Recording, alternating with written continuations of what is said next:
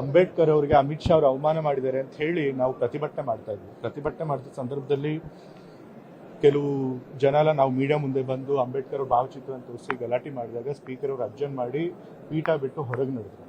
ಆ ಸಮಯದಲ್ಲಿ ನಾನು ಲಕ್ಷ್ಮೀ ಹೆಬ್ಬಾಳ್ಕರ್ ಅವರ ಸೀಟ್ನಿಂದ 2 ರೋ ಹಿಂದೆ ನಿಂತಿದ್ದೆ. ಅವರು ಮತ್ತು CT ರವಿ ಅವ್ರ ಮಧ್ಯೆ ಮಾತಿನ ಚಕಮಕಿ ನಡೀತಾ ಇತ್ತು. ಮೇಡಮ್ ಅವರು ಲಕ್ಷ್ಮೀ ಹೆಬ್ಬಾಳ್ಕರ್ ಮೇಡಮ್ ಅವ್ರಿಗೆ ಕೊಲೆಗುಡುಕ ಅಂತ ಹೇಳಿ ಕರಿತಾ ಇದ್ರು. CT ರವಿ ಅವರು ಪ್ರಾಸ್ಟಿಟ್ಯೂಟ್ ಅಂತ ಕರಿತಾ ಇದ್ರು. ನಾನು ಅದನ್ನು ಕೇಳಿಸ್ಕೊಂಡೆ.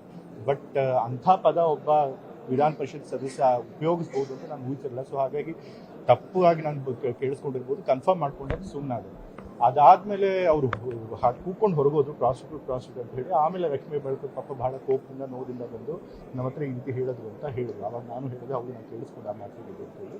ಸೊ ನಂತರ ನಾವೆಲ್ಲ ಸ್ಪೀಕರ್ ಅವ್ರ ಹತ್ರ ಹೋಗಿ ಕಂಪ್ಲೇಂಟ್ ಕೊಟ್ಟಿದ್ದೀವಿ. ಈ ರೀತಿ ಅವಾಚ್ಯ ಶಬ್ದಗಳಿಂದ CT ರವಿ ಅವರು ನಮ್ಮ ಮಂತ್ರಿಗಳಾದಂಥ ಹೆಬ್ಬಾಳ್ಕರ್ ಅವರಿಗೆ ಅವಮಾನ ಮಾಡಿದ್ದಾರೆ. ಸೊ ಹಾಗಾಗಿ ಅವ್ರನ್ನ ಎಕ್ಸ್ಪೆಲ್ ಮಾಡಬೇಕು ಅಂತೇಳಿ ನಾವು ಮನವಿ ಮಾಡಿದ್ದೀವಿ. ಸ್ಪೀಕರ್ ಅವರು ಕೂಡ ಆಡಿಯೋ ವಿಡಿಯೋ ವಿಜುವಲ್ಸ್ ಅಥವಾ ಏನಿದೆ ಅದನ್ನು ನೋಡಿ ಪರಿಶೀಲನೆ ಮಾಡಿ ಸೂಕ್ತ ಕ್ರಮ ತೆಗೆದುಕೊಳ್ತೀವಿ ಅಂತ ಹೇಳಿ. ನಾನು ಹೇಳ್ತಿದ್ದಿಲ್ಲ, ಲಕ್ಷ್ಮೀ ಹೆಬ್ಬಾಳ್ಕರ್ ಅವರ 2 ರೋ ಹಿಂದೆ ನಾನೇ ನಿಂತಿದ್ದೆ. ಅವ್ರು ಪ್ರಾಸ್ಟಿಟ್ಯೂಟ್ ಅನ್ನೋ ಶಬ್ದ ಉಪಯೋಗಿಸಿದ್ರೆ ನಾನು ಕೇಳಿಸ್ಕೊಂಡೆ.